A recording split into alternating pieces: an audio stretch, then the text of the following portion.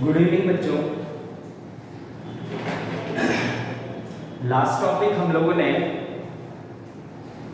Circular motion के सारे terms सीख लिए थे और जो टर्म्स थे हमारे पास वो था सबसे पहले एंगुलर वेलोसिटी, और एंगुलर वेलोसिटी को हम किससे लिखते थे? ओमेगा से। फिर हमारे पास था एंगुलर एक्सेलरेशन। जो एंगुलर एक्सेलरेशन होता है उसको हम किससे लिखते हैं? अल्फा से। और फिर होता है हमारे पास एंगुलर डिस्प्लेसमेंट, और एंगुलर डिस्प्लेसमेंट को हम किससे लिखते हैं? थीटा से।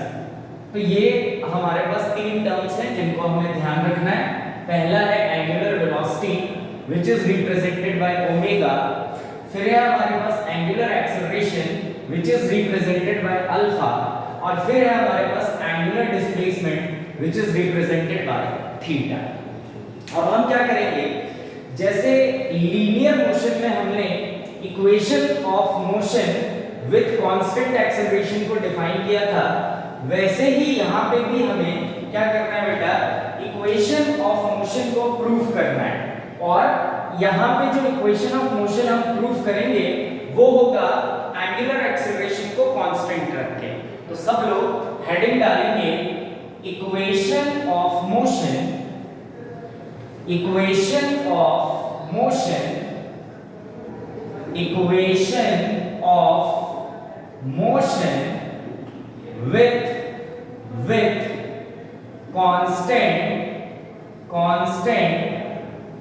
angular acceleration, equation of motion with constant angular acceleration। मतलब हमारे लिए अल्फा, जिसको हम क्या बोलते हैं? एंगुलर एक्सेलरेशन, वो क्या होगा बेटा? कांस्टेंट होगा। याद रखेंगे, equation of motion with constant angular acceleration.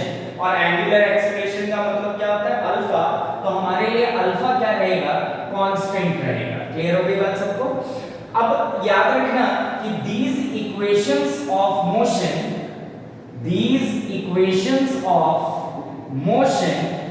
is only applicable if angular acceleration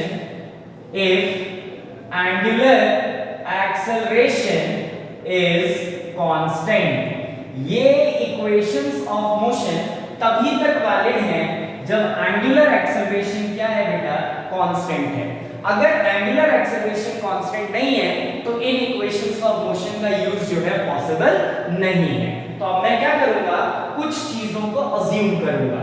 जैसे मान लेते हैं let θ1 is initial angular displacement. θ1 जो है वो इनिशियल एंगुलर डिस्प्लेसमेंट है। इसी तरीके से let θ2 is final angular displacement. ठीक है, मतलब कोई पार्टिकल जो है वो अगर सर्कुलर ट्रैक पे चल रहा है तो θ1 से लेके θ2 तक चल रहा है। ठीक है, मतलब इनिशियल एंगुलर डिस्प्लेसमेंट हमारे लिए θ1 हो गया और फाइनल एंगुलर डिस्प्लेसमेंट हमारे लिए क्या हो गया बेटा? θ2 हो गया। ठीक है, इसी तरीके से हम मान लेते हैं let initial angular velocity, let initial angular velocity is omega naught. इसको क्या पढ़ेंगे? Omega naught. इसी तरीके से let final angular velocity is equals to omega. तो हमारे लिए initial angular velocity omega naught है और फाइनल एंगुलर वेलोसिटी ओमेगा है। क्लियर हो गई बात? नेक्स्ट चीज, let initial time t is equals to t and final time t is equals to क्या? t2। क्लियर हो गई बात? तो इनिशियल टाइम को हमने क्या मान लिया? t1 और फाइनल टाइम को हमने क्या मान लिया? t2। इसके बाद मैं आपको ऑलरेडी बता चुका हूं बेटा कि जो इनिशियल वेलोसिटी होती है वो हमेशा कांस्टेंट होती है। अब मान लो तुमने मोशन करना शुरू कर दिया, तो जब तुमने मोशन करना शुरू कर दिया तो अब तुम अपनी इनिशियल वेलोसिटी को चेंज नहीं कर सकते। इसका मतलब initial angular velocity of particle remains constant। जो इनिशियल एंगुलर वेलोसिटी होती है पार्टिकल की वो हमेशा क्या रहती है, कांस्टेंट रहती है। तो एक बार क्विक रिवाइज कर लेते हैं फटाफट हम किस किस चीज के बारे में बात कर रहे हैं। सबसे पहली चीज हम equation of motion with constant acceleration बना रहे हैं बेटा। अल्फा मतलब एंगुलर एक्सेलरेशन को हमने क्या रखा है, कांस्टेंट रखा है। और इन इक्वेशंस को, जो इक्वेशंस हम अभी निकालेंगे वो सारी की सारी इक्वेशंस तभी तक वैलिड है जब एंगुलर एक्सेलरेशन कांस्टेंट है। अगर एंगुलर एक्सेलरेशन कांस्टेंट नहीं है तो इक्वेशंस वैलिड नहीं है। These equations of motion is only applicable if angular acceleration is constant। अगर एंगुलर एक्सेलरेशन कांस्टेंट है तभी ये इक्वेशंस वैलिड है। थीटा 1 हमने मान लिया इनिशियल एंगुलर डिस्प्लेसमेंट, थीटा 2 को हमने मान लिया फाइनल एंगुलर डिस्प्लेसमेंट। इसी तरीके से ओमेगा नॉट हमारे लिए इस इनिशियल एंगुलर वेलोसिटी है और ओमेगा हमारे लिए फाइनल एंगुलर वेलोसिटी है। Initial time t1, final time t2। इसके बाद मैंने आपको क्या बताया, ये चीज याद रखनी है कि जब मोशन शुरू हो जाता है उसके बाद हम इनिशियल वेलोसिटी को चेंज नहीं कर सकते। तो यहाँ वेलोसिटी नहीं एंगुलर वेलोसिटी है, तो हम क्या कहेंगे, initial angular velocity of particle remains constant. तो ये अजम्पशंस है हमारे पास, इन अजम्पशंस के बेस पे हम क्या करेंगे, अब इक्वेशंस ऑफ मोशन को प्रूव करेंगे। तो सबसे पहले लिखो first equation of motion, first equation of motion with constant angular acceleration। First equation of motion with constant angular acceleration। First equation of motion with constant angular acceleration। First equation of motion with constant angular acceleration। First equation of motion with constant angular acceleration। तो देखो हमने कई सारे फॉर्मूले derive किए हुए हैं। जैसे पहला फॉर्मूला हमने डिराइव किया था, ओमेगा इज इक्वल्स टू होता है d थीटा बाय dt, मतलब change in angular displacement with respect to change in time, that is dt। फिर हमने एक इक्वेशन प्रूव किया था alpha is equals to d omega by dt, मतलब change in angular velocity with respect to time dt gives you instantaneous angular acceleration. Clear हो रही है बात सबको। अब इसके बाद अगर मान लो एक और मैं इक्वेशन प्रूव करना चाहता हूं अल्फा की, तो देखो अल्फा की इक्वेशन और क्या प्रूव हो सकती है। मैं क्या करता हूं, अल्फा इज इक्वल्स टू लिख सकता हूं d ओमेगा बाय dt। अब मैं क्या करता हूं, मल्टीप्लाई और डिवाइड कर देता हूं d थीटा से, multiply and divide by d theta in RHS। तो अल्फा इज इक्वल्स टू लिखा जा सकता है d omega by dt multiply d theta divided by d theta. अब देखो d थीटा बाय dt तो किसके इक्वल होता है, ओमेगा। तो अल्फा इज इक्वल्स टू क्या लिख सकते हो, omega d omega bye d theta. ये एक और इक्वेशन आ गई अल्फा की, ठीक है। तो हम इन्हीं में से कोई इक्वेशंस को इस्तेमाल कर करके पहले प्रूव करेंगे इक्वेशन ऑफ मोशन। तो सबसे पहला इक्वेशन ऑफ मोशन अगर लीनियर में याद हो तो ये होता है v is equals to u plus at। समझना बात को ध्यान से, v is equals to u plus at होता है। v मतलब होता है फाइनल वेलोसिटी, u मतलब होता है इनिशियल वेलोसिटी, a मतलब होता है एक्सेलरेशन और t मतलब टाइम होता है।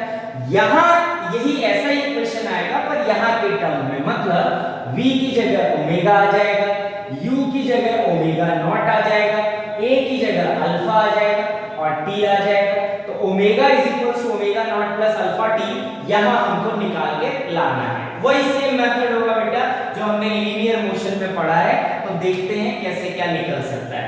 तो सबसे पहले जो इक्वेशन मैं इस्तेमाल करूंगा वो है alpha is equals to D omega by dt। ये आ गई हमारे पास इक्वेशन।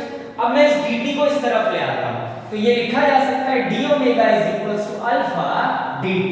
अब इसके बाद क्या करते थे बेटा, मैंने आपको बताया डी ओमेगा का मतलब है small change in angular velocity, dt का मतलब है स्मॉल चेंज इन टाइम। तो फॉर नेट चेंज हम क्या करते हैं, इंटीग्रेशन कर देते हैं। तो इंटीग्रेटिंग बोथ साइड, तो integration of dw is equals to integration of alpha और साथ में dt। अब मैंने बताया है तुमको जो इनिशियल एंगुलर वेलोसिटी है वो ओमेगा नॉट है, और फाइनल एंगुलर वेलोसिटी जो है, एंगुलर वेलोसिटी वो हमने क्या माना है, ओमेगा। तो यहाँ ओमेगा की लिमिट डलेगी और यहाँ t की लिमिट डलेगी, क्योंकि अल्फा कांस्टेंट है। और मैंने आपको सिखाया है अगर कोई चीज कांस्टेंट होता है तो उसको इंटीग्रेशन से बाहर कर देते हैं। तो d ओमेगा यहाँ आ गया, और लिमिट कहां से कहां तक, ओमेगा नॉट से ओमेगा तक। तो ओमेगा नॉट से omega is equals to alpha को बाहर कर दिया, अंदर बच गया dt।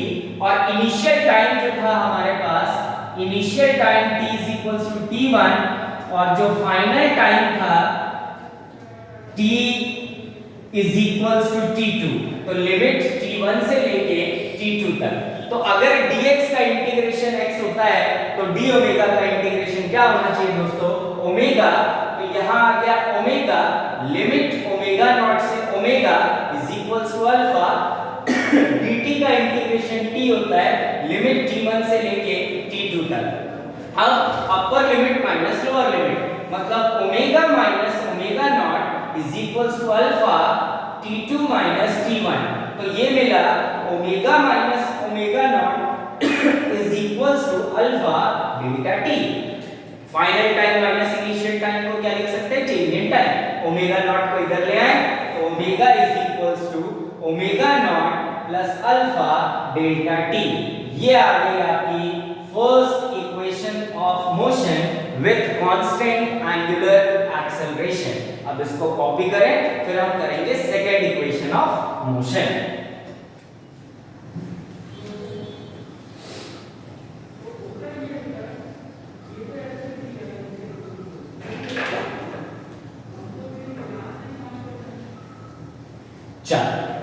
तो अब हेडिंग डालेंगे second equation of motion with constant angular acceleration.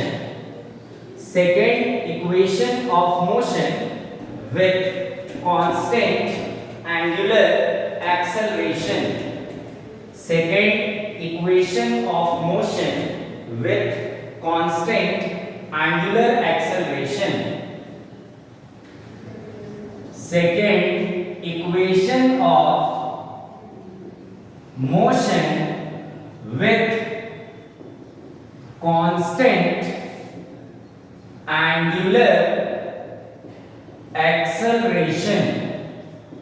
Second equation of motion with constant angular acceleration. तो देखो सेकेंड इक्वेशन क्या होता था, अगर आपको याद हो तो s is equals to ut plus half at square, ये होता था हमारा सेकेंड इक्वेशन। अगर आपको याद हो तो सेकेंड इक्वेशन होता था displacement is equals to ut plus half at square। अब यहाँ क्या आ जाएगा, यहाँ x की जगह delta theta is equals to omega naught t plus half alpha t square आना चाहिए, क्योंकि यहाँ डिस्प्लेसमेंट की बात नहीं होती है, यहाँ एंगुलर डिस्प्लेसमेंट की बात होती है। यहाँ वेलोसिटी की बात नहीं होती, एंगुलर वेलोसिटी की बात होती है। तो u मतलब इनिशियल वेलोसिटी होता है, और हमारे लिए यहाँ पे इनिशियल एंगुलर वेलोसिटी हमने क्या मानना है बेटा, ओमेगा नॉट को मानना है। तो अब अगर देखें इस इक्वेशन को तो लेट्स फर्स्ट इक्वेशन यूज करते हैं। हम सबको पता है ओमेगा इज इक्वल्स टू होता है d थीटा बाय dt। अब अभी हमने प्रूव किया omega is equals to omega naught plus alpha t होता है हमारे पास इक्वेशन। मैं क्या करता हूं, इसको यहां पुट कर देता हूं। तो omega naught plus alpha t is equals to d theta by dt। अब dt को इस तरफ ले आए तो ये बनेगा d theta is equals to dt इस तरफ आएगा तो ये हो जाएगा omega naught plus alpha t into d T.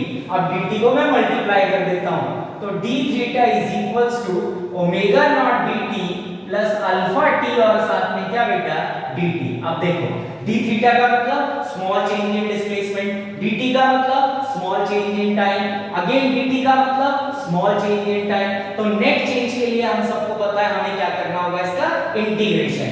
तो for net change integrating both side हम दोनों तरफ इसको इंटीग्रेट कर लेते हैं।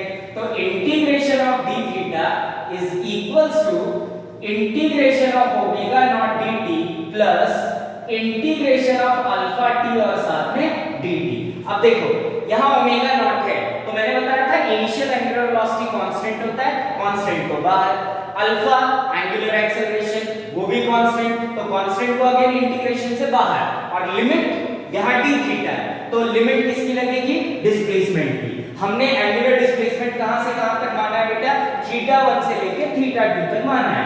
तो थीटा 1 से थीटा 2 और यहां किसकी लिमिट लगेगी टाइम की t1 से t2, यहां भी किसकी लिमिट लगेगी टाइम की t1 से t2।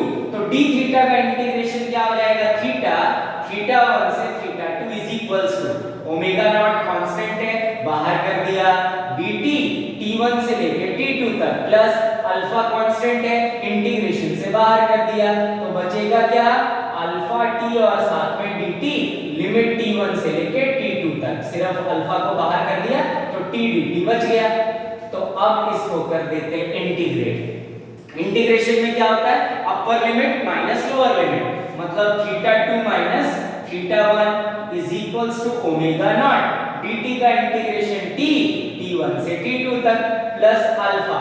अच्छा अब t dt का इंटीग्रेशन क्या होता है बेटा कुछ नहीं तो पावर 1 और इंटीग्रेशन में हम क्या करते हैं प्लस 1 कर देते हैं और उसी को नीचे उतार देते हैं तो d dt का क्या हो जाएगा t square by 2 limit t1 से लेके t2 तक। तो theta 2 minus theta 1 becomes delta theta is equals to omega naught t2 minus t1 plus half को बाहर लिख देता हूं और limit t2 square minus t1 square. तो क्या आ जाएगा बेटा delta theta is equals to omega naught t2 minus t1 is change in time मतलब delta t plus half alpha t2 minus t1 मतलब चेंज इन टाइम और इसका square. तो this will be your second equation of motion with constant angular acceleration. अब इसको फटाफट copy कर लें फिर हम पढ़ेंगे थर्ड इक्वेशन ऑफ मोशन।